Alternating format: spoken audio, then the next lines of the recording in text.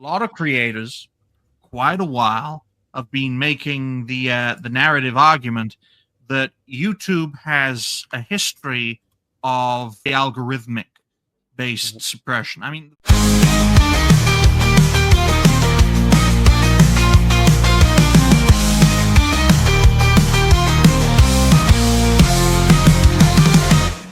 first prominent creator I can remember calling it out, and this was years ago, is that Australian who cosplays as a medieval knight.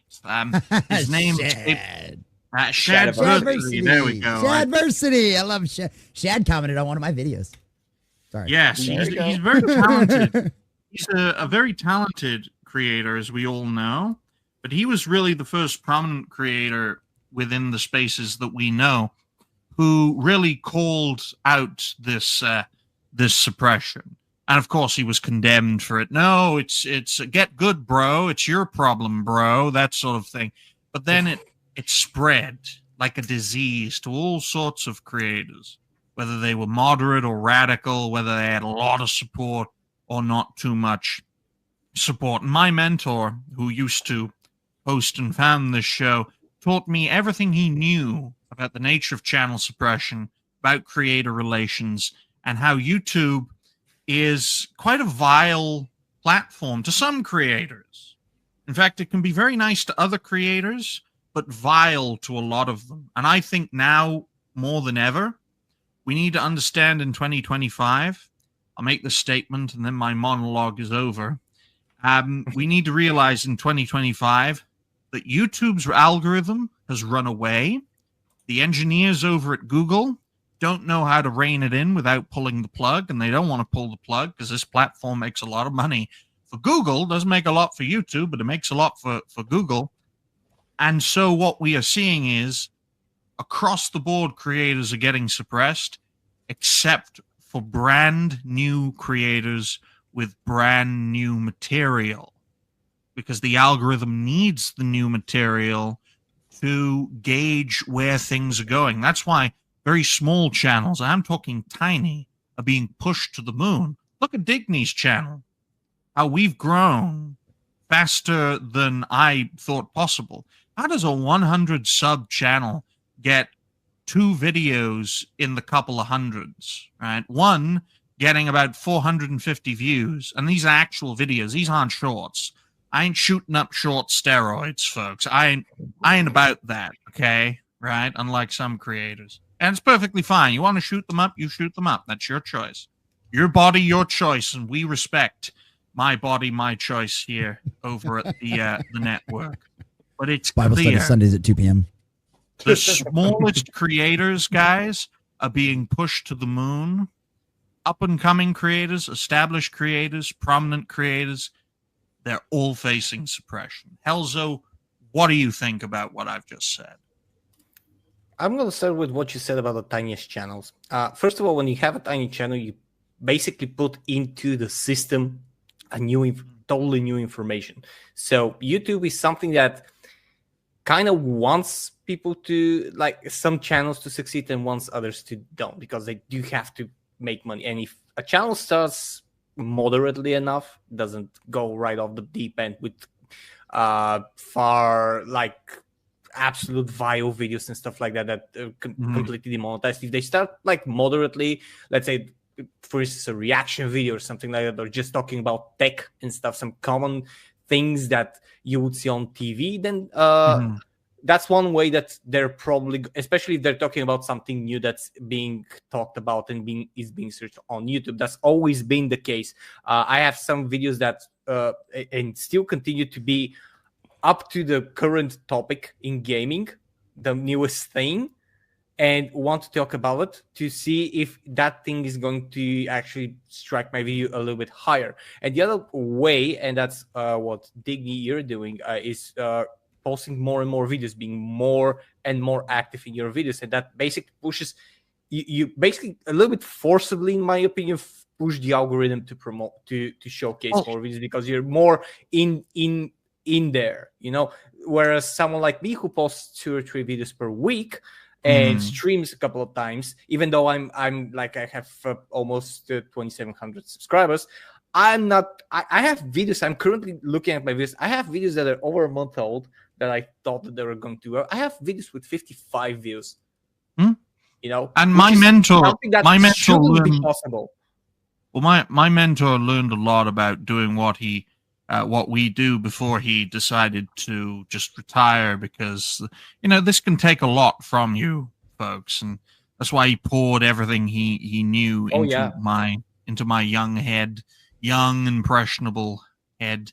And I want to make it very clear right here, right now, YouTube was purpose built for videos, putting the U in YouTube. That is the core foundation that will never change. When it added live streaming, when it added shorts, the algorithm, the thing that really drives YouTube's traffic, had to be constantly balanced. We're not seeing that balance anymore. It is literally running to whatever direction it wants to go. And let me tell you this right here, right now, for all you content creators out there watching, all right? If you are a content creator who makes videos, shows, and shorts together, you are bamboozling a piece of programming. Suppression is inevitable, okay?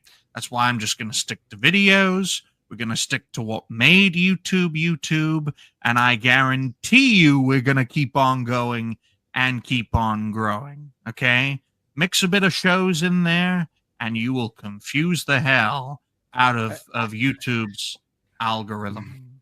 I actually want to say that YouTube is been going towards the more, how should I put, more mainstream stuff, like tech videos, music videos, and stuff like that, especially from larger bands that are moving to that, let's say, don't want to just be on Spotify or stuff like that, and they want to earn ad revenue.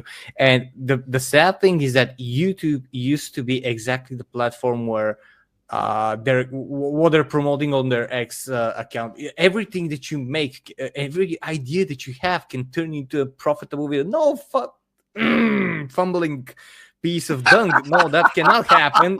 Yes, we have to stop swearing, and that's actually part of we have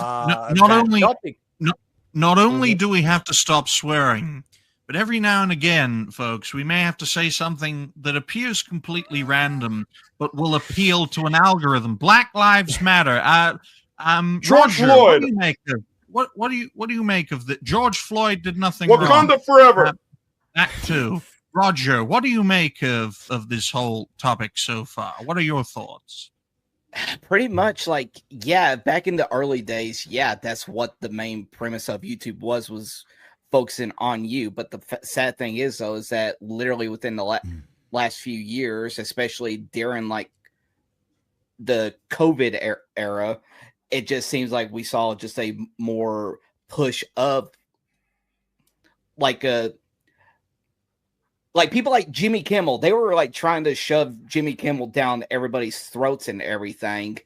And it got to the point where the main premise of what YouTube originally was supposed to be came to a point where they don't focus on that anymore, because it's all about trying to get the most amount of views and who gets views. These late night talk show hosts. Let's keep on pushing videos with that, because that will bring in the views and that will get us the money. They have lost sight of like what the company started off being, and that's one of the reasonings why. Yes. Well, Roger, don't you want to see a group of backhanders dressed up in needles dancing to take the COVID shot with Stephen Colbert and have a good time? Why don't you get on the Kamala train, Roger? She's going to win. She is. She has to. Okay? She has to. Black Lives Matter. Diversity over here. Look, more diversity on the panel. We love this. And yes, the common nerd, we will be going for another 90 minutes. Don't worry about it. We love diversity on this panel. We'd love to have a more diverse panel. The best we can do, unfortunately, is cats and dogs. So, and Puerto Ricans. And Puerto Ricans. And Mexicans. So, Jose, as an outsider looking in, because because you don't use YouTube. In fact, we crushed a YouTube channel pretending to be Jose and his friend Alki John. What do you make of the whole thing about, are YouTube channels failing? Is the algorithm doing people in? I think it's a little both. Like it's attractive to bring new people in. That's why these new channels are getting sort of boosts right now. Because you have to remember that YouTube has investors, Google has investors, and it always sounds good. Oh, we have X amount of people using our platform. So if you have new people coming on and they're not getting pushed, they're going to leave. It's going to give that confirmation bias that, yeah, I should go to Rumble. I should go to Odyssey. I should try my luck over there. So for now, you see that YouTube is sort of being graceful to some of these new guys coming in. Hey, it makes their numbers go up. It makes them look good. It makes those people feel secure until they get at least somewhere, a bit of a following. And then YouTube can just drop the boot on them like they do pretty much everybody else. That, I think, is what's going to happen here. Now, the larger creators find themselves SOL, because here's what happens. And what I mean by larger creators is those ones, I'm not talking about like Quartering or Tim Pool or anybody who's got like a gazillion people. I'm talking about the people who are about in like the 100,000s, 50 to 100,000s. Because here's what happens. We can sort of suppress you. We could algorithm out you. Where are you going to go? You're going to go to Rumble? Because we've already seen that Rumble thinks that you're not big enough for them to give a damn about, because you're not Tim Pool, you're not the Quartering, and you're not small enough for them to make you a loyalist. So they're just going to shaft you. How you doing, Hypnotic? That's pretty much what we see. Yes, Hypno is a fantastic example, Jose, because for those who are unaware, Rumble has been a bit shaky recently with paying out creators. Apparently, negotiations with PayPal have been a bit shaky in recent weeks and months. Hopefully, it gets resolved. But I found, Jose, you did mention the Quartering. He's actually going to be one of the creators we're going to compare and contrast, along with Shadversity.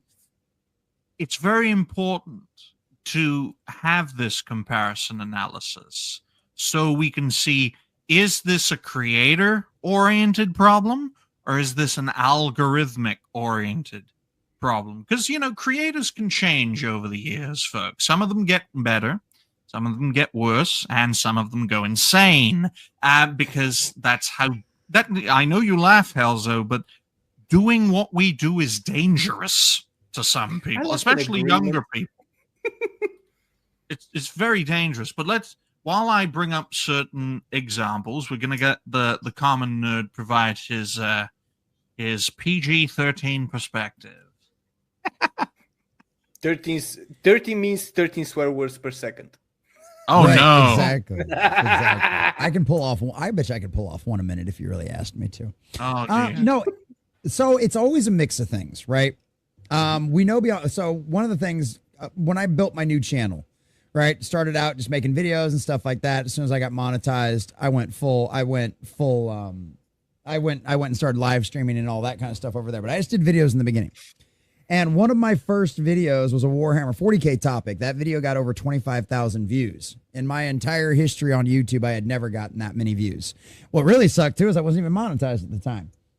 But one of the things that we've noticed over the last few months, and this is something I've noticed on YouTube, and this is something that Gary brings up all the time, and I take Gary's assessment, Nerdrotic, if you don't know, Gary Buechler. Yeah. I take Gary's assessment better than just about anybody else's, because Gary's been on here pretty much longer than most of us.